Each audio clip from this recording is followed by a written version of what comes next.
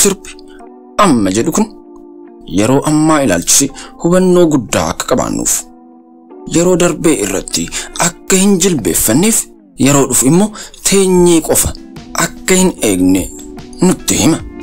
Kaayyoon sirba amma jedhu kun jiruu keenya keessatti qooda akkamii akka qabuu fi maal jechuu akka ta'e bal'inaan viidiyoo kana keessatti ilaalla.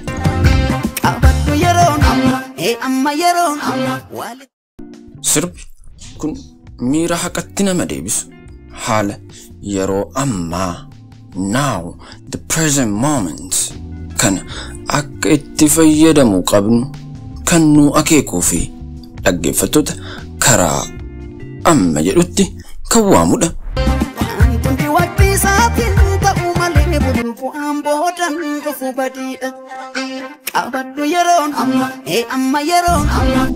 Yeroon gaarii ati beellamattee eegdu akka hin jirree fi yeroon takka darbinaan kan dhaabbatee si eeguu danda'uu fi deebi'u akka hin jirre amma jedhee nu dammaqsa.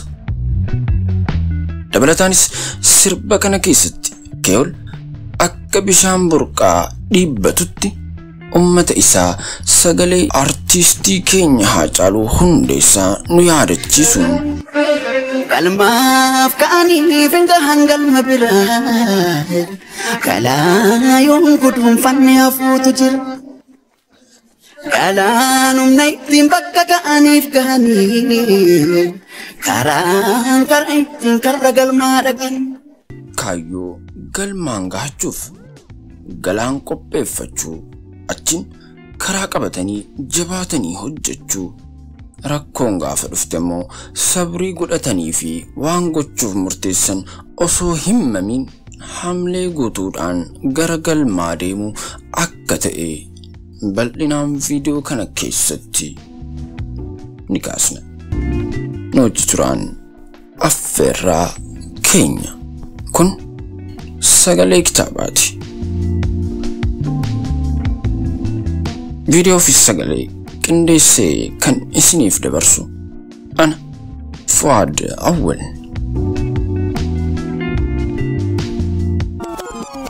Maarree yeroon dabartee barumsa of keessaa qabdi ta'uu baannaan mana hidhaa sammuu kee keessatti si jilbeeffachiifti. Bor abdii hojii irraa argamtedha. Abjuu sobaa taanaan garuu akka ati xaxamtee ciiftu si gooti. Amma sirba qofa miti haqa amma jedhuu fi ofitti si deebisa.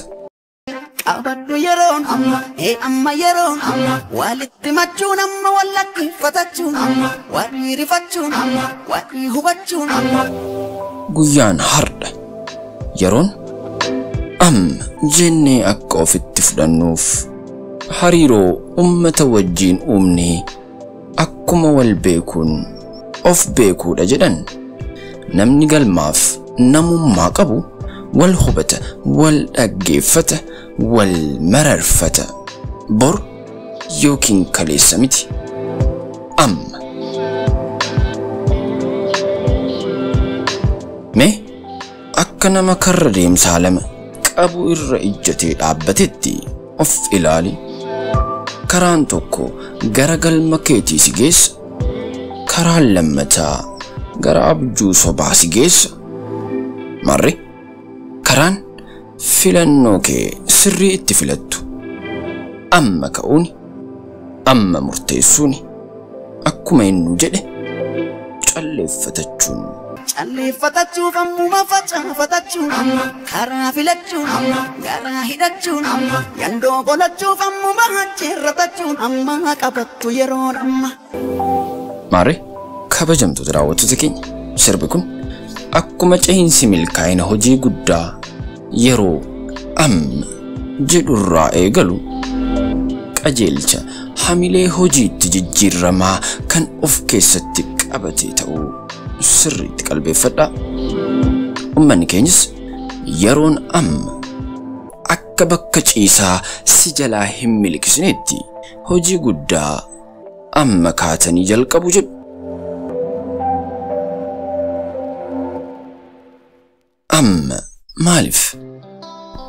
Maalif amma galmaaf ka'aniif hin gahan galma bira.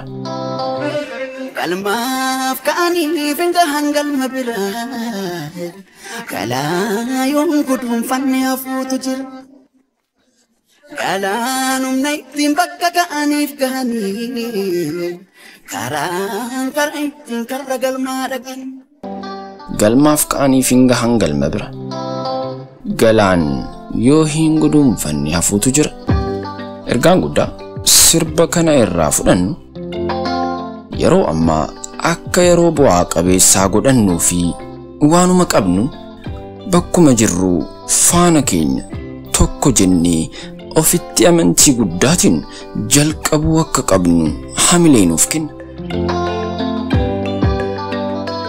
Galmaaf ka'aniif hin gahan galma bira.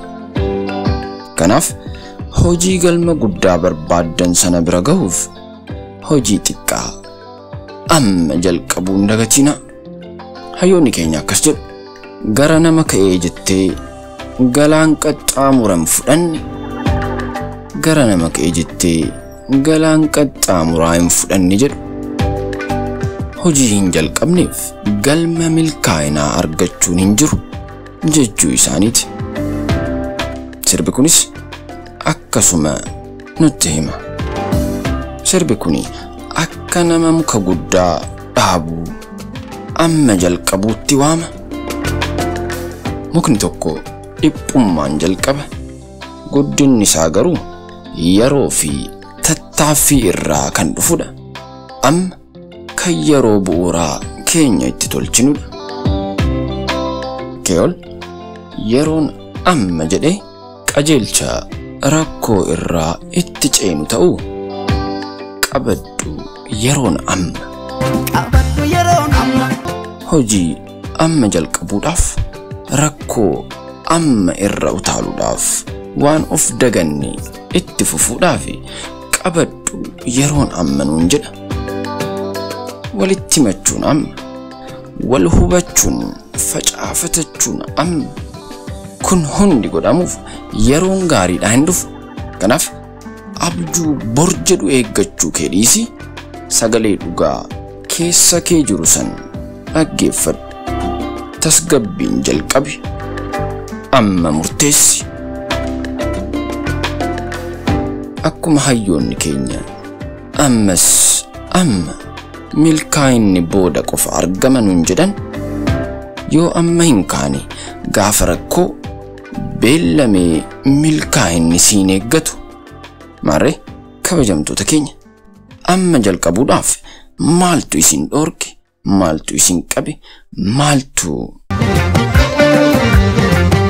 garaa fuula dhoowwatanii yoo jiraatan tola. Kaluunu fagoodha maraa yoo owaatan jala garaa didin owaatan jala. Garaa fuula dhoowwatanii yoo jiraatan tola. Kaluunu fagoodha maraa yoo owaatan jala garaa didin owaatan jala. maali garaa dhuunfachuun? Garaa fuula dhorkachuun. Keeyol walaloo sirba kanaa keessatti namni kamuu karaa hin jalqabu, hin deemu. Rakkoon karaa sana irratti yoo baay'ate malee hin xiqqaatu jechuun karaa jalqabuu keenyaan dura rakkoo karaan sun qabate gamanumaan nu yaadachiisa. Akkas jedhe garaa fuula dhoowwatanii yoo jiraatan tola. Garaa fuula dhoowwatanii yoo jiraatan tola. Kaluunuu fagoodha mara yoo awwaatan jalaa. Yeroon rakkoon na fuuldura jira jettu malee baruu keef galma keef kutannoo qabaachuu hin dandeessu.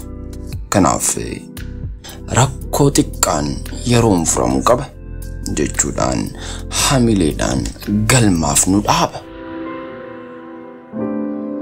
Rakkoon abiddadha afuufuutiin hin badu jedhu mitiire.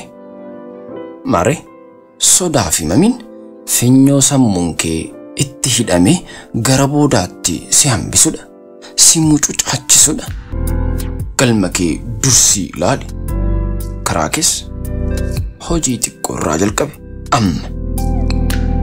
Yaaddoo duubaa fi sodaa boruutiin yaada kee bittinsi. Akkuma gufuun yeroo maafi gaabbiin garuu si wajji tura jedhan sana jechuudha. Keeolis akkas jedhe. Kan galma guddaaf deemu xiqqaadhaan xallab hin jedhu beeki. Har'a boruun caalchisin gammaddee harkaa of dhabda boruuf eegi. Kan galma guddaaf deemu xiqqaadhaan xallab hin jedhu beeki. Har'a boruun caalchisin gammaddee harkaa of dhabda boru of eegi. Maali ree gufuun kun? Akkamitti xallab jenne? Ergaan guddaa hubachuu qabnu amma ka'e rakkoon kee ni dabarti kan jedhu ta'usi. Keeol quboota harka isaatiin sodaatanii duubatti hafuu xallab jechuudhaan nu akeekkachiise. Xallab jettee nafni kaate xiqqaan simmoo hin guddaa taate. Hin jedhin yaa fooliisitti simuchuu caalchisa boodatti. Hin jedhin sittaa fooliise gaara ta'in guddaa boodosuu xiqqaa lakki. Xallab jettee hin hafiin kaate xiqqaan simmoo hin guddaa taate. Murteessuu sodaattee duubatti nafin. Naafin milkaa'u jettee duubatti nafin. Galma guddaa qabattee hin xiqqaatin. Guddaa ta'uu kee beeki duubatti nafin. Yeroo hunda yommuu gufattu mamiin suuta jedheesi seena. Yeroo hunda barfattee yommuu duubatti haftu saffisa guddachuu kee galma ga'uu kee ajjeefta. Beeki milkaa'inni warra harkifatanitti hin dhuftu. Xiqqoos taatu warra gochatti utaalanitti yoo taate malee. Marree kabajamtoota daawwattoota keenya kutannoo cimaan gamanaa gamatti deemna. Garuu akkamitti jalqaba ka'anii gara boodaatti ilaaluu akka hin malle Keeol nuuf hima. Lakki gamanaa gamasi ilaali malee gamasi gamana millatini gamanaa gamatti deemi malee gamasi gamana deebi'ini gamanaa gamasi faaji malee gamasi gamana dadhabini gamanaa gamas furguugi malee gamasi gamana darbatini of duuban darbatan. Gamanaa gamatti deemi malee gamasi gamanan deebi'ini. Milkaa'aniif fuuldura keenya takka qabanne san irratti jechuu akka qabnuufi duuba keenya mil'achuun irraa barachuuf yoo ta'e malee irratti mana ijaaranii yaadaan barrisuun bu'aa homaatu akka hin qabne nu barsiisa. Sirbi kun imalaan kutannoo cimaadhaan ifa fuuldura isaa jiru abdii hin kutu duubatti hin deebi'u jedhee humna ajaa'ibaatiin deemu wajjin wal fakkaata. Marri kabajamtoota daawwattoota keenya xumura irratti falaasamni amma jedhu kun jiruu keenya kaleessaa yookiin kan borii kan nuti irratti dhiibbaa gochuu hin dandeenye keessa jiraachuu dhiisaatii amma keessa jiraadhaanuun jedha.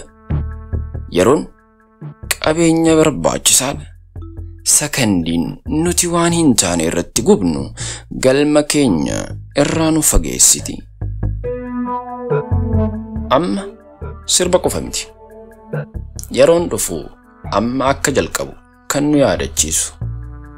Yeroo itti dammaqnu sodaa malee rakkoolee chaalenjiiwwan keessa darbuu akka qabnuu fi faana tokkos taatu fuulduratti tarkaanfachuu deemuu akka qabnu nu barsiisa.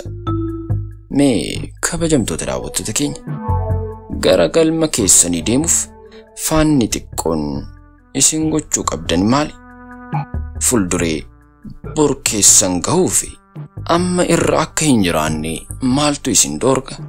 Kabajamtoota daawwattoota keenya Videoon isiniif qabanne dhiyaanni kana fakkaata. Video keenya yoo jaalattan like, share, subscribe gochuu keessan hin dagatina. Yaadas yoo qabaattan commentii jala nuuf ka'a. Isin jaalanna. Horaa bulaa. Kun sagalee kitaabaati.